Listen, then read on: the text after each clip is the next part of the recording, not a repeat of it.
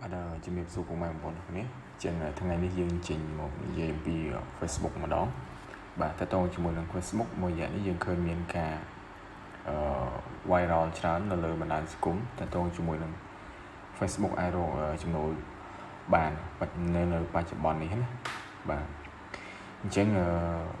ប្រទេសកម្ពុជារបស់យើងគឺយើង support ហើយតើតើជាមួយនឹង Facebook បាទតែ Facebook ដែលអាចរកចំណូលបានជាប្រភេទបាទ Facebook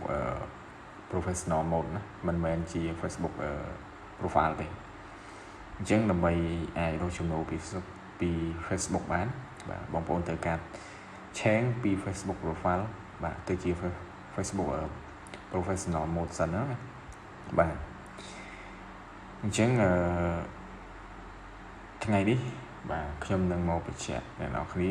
ពីរបៀបនៅ Facebook profile កន្លែងណាបាទ Facebook professional mode កន្លែងណាហើយនឹងបាទ submit interest បាទយើងបំពេញលក្ខខណ្ឌ submit interest ដើម្បីរកចំណូលណាបាទអញ្ចឹងយើងចូលទៅកាន់ Facebook ទាំងអស់គ្នាបាទអញ្ចឹងយើងចូលកាន់ Facebook ហើយយើងឃើញបាទគឺកំពុងតែ viral មែនតើតើតងជាមួយនឹងការរកលុយណាអញ្ចឹងដើម្បី check មើលបាទយើងចូលទៅកាន់បាទ profile របស់យើងខាងក្រោមនេះបាទអញ្ចឹងនៅពេលដែលបងប្អូន change ពី Facebook បាទ profile ទៅជា Facebook professional mode វានឹង load ផ្ទាំងមួយមានពាក្យថា dashboard បែបនេះណាអញ្ចឹងដើម្បី check មើលយើងចូលទៅកាន់បាទត្រី3មកបាទយើងអូសមកកោមបាទកន្លែងសញ្ញាព្រួយត្រឡប់ក្រោយនេះបាទមានន័យថាខ្ញុំ change វាទៅជាបាទ Facebook professional mode រួចហើយបើ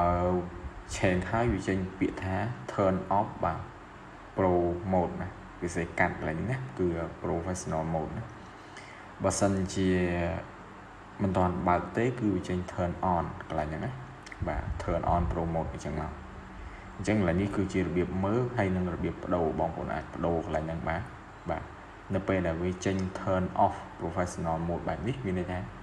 យើងមានឱកាសបាទអាចសាងប្រាក់ចំណូលជាមួយនឹង Facebook បានហើយ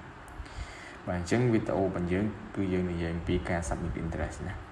អញ្ចឹងយើងចូលទៅកាន់ dashboard មកបាទអញ្ចឹងនេះគឺជាចំនួន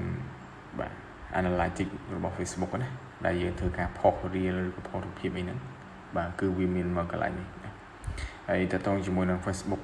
បាទ professional mode ដែលល្អគឺវាមានសញ្ញា tick បាទសញ្ញា tick ពណ៌ខៀវនេះណាបាទអញ្ចឹងដើម្បីធ្វើការបំពេញ interest ទៅកាន់Facebook ដើម្បីស្នើសុំរកលុយបានបាទបងប្អូនចូលទៅកាន់ខាងលើនេះបងប្អូនឃើញពាក្យថា monetize បាទបងចុចលើហ្នឹងមកបាទអញ្ចឹងយើងកលេចមកខាងក្រោមបាទយើងឃើញពាក្យថា content monetize នេះបាទ content monetize នេះមានន័យថាយើងត្រូវតែទៅបំពេញលក្ខខណ្ឌមួយចំនួនដើម្បីស្នើសុំឲ្យបាទ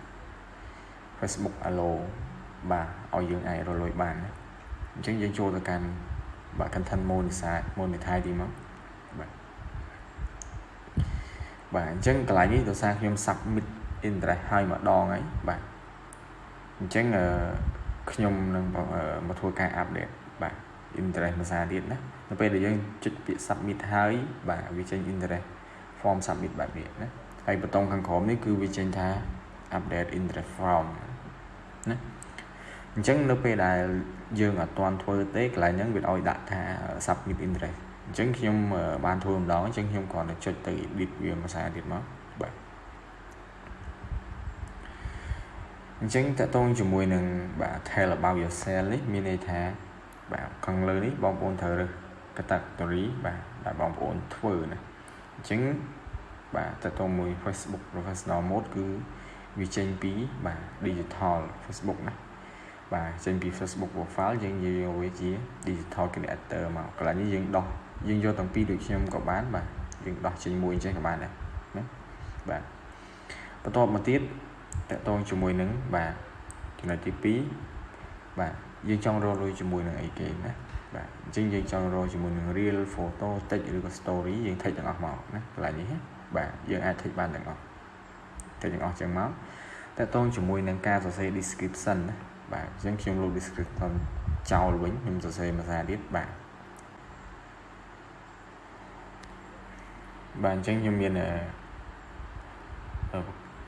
ព្រមស្រាប់បាទអញ្ចឹងកន្លែងនេះគឺខ្ញុំសរសេរវាហើយបងប្អូនអាចបាទសរសេរតាមខ្ញុំក៏បានឬក៏បាទមានការកែតម្រូវខ្លួនឯងបន្ថែមណាបាទអញ្ចឹងតើតងជាមួយនឹងបាទ share your account នេះបាទ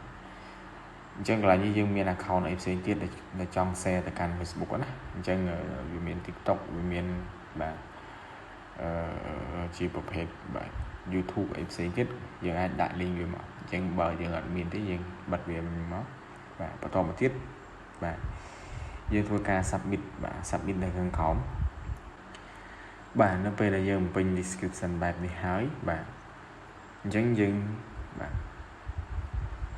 យើងធ្វើការ submit បាទទៅកាន់ Facebook បាទដើម្បីឲ្យ